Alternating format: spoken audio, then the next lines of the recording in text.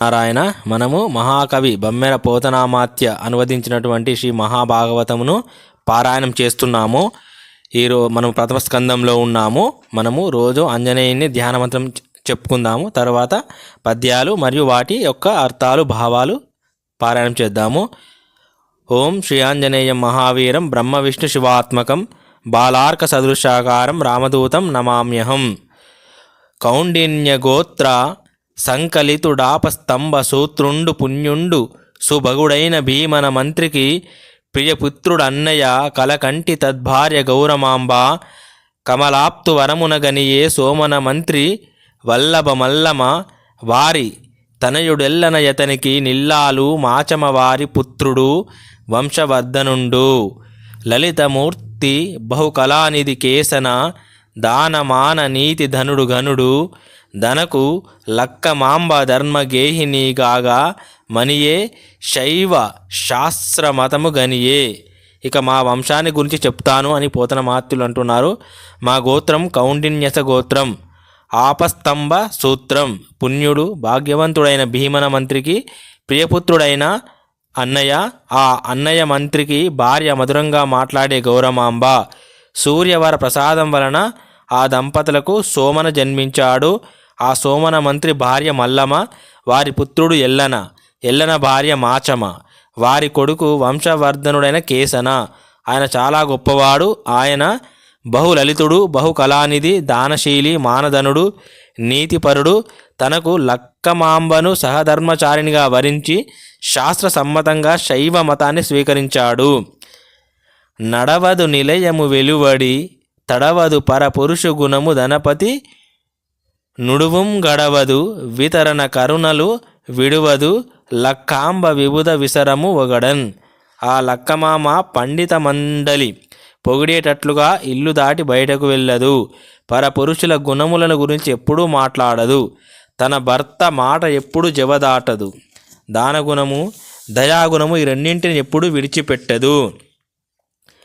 మానిని లీడుగారు బహుమాన నివారిత దీన మానసగ్లానికి దాన ధర్మమతి గౌరవ మంజులతా గభీరతా స్థానికి ముద్దు సానికి సదాశివ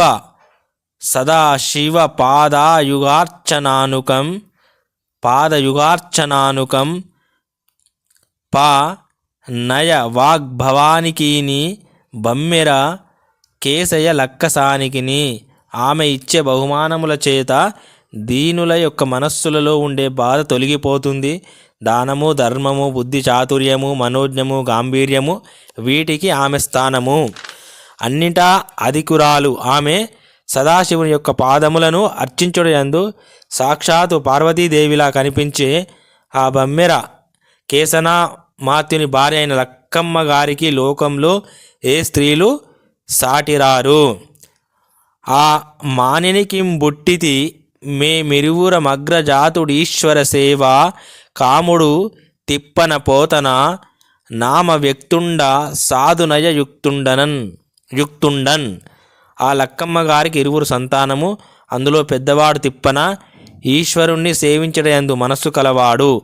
రెండవాడిని నేనే, నా పేరు పోతన. మంచివారైన పెద్దల విషయంలో గౌరవం కలవాడిని అయిన నేను నా చిత్తంబున శ్రీరామచంద్రుని సన్నిధానంబు కల్పించుకొని అట్టి నేను నా మనస్సులో శ్రీరామచంద్రుని సన్నిధానాన్ని కల్పించుకున్నాను. హరికి నందగోకుల విహారికి చక్ర సమీర దైత్య సంహారికి భక్త దుఃఖ పరిహారికి గోపనితంబిని మనోహారికి దుష్ట సంపద పహారికి ఘోషకుటీ పయోగృత హారికి బాలకగ్గ మహాసుర దుర్వ నితాప్రహారికిన్.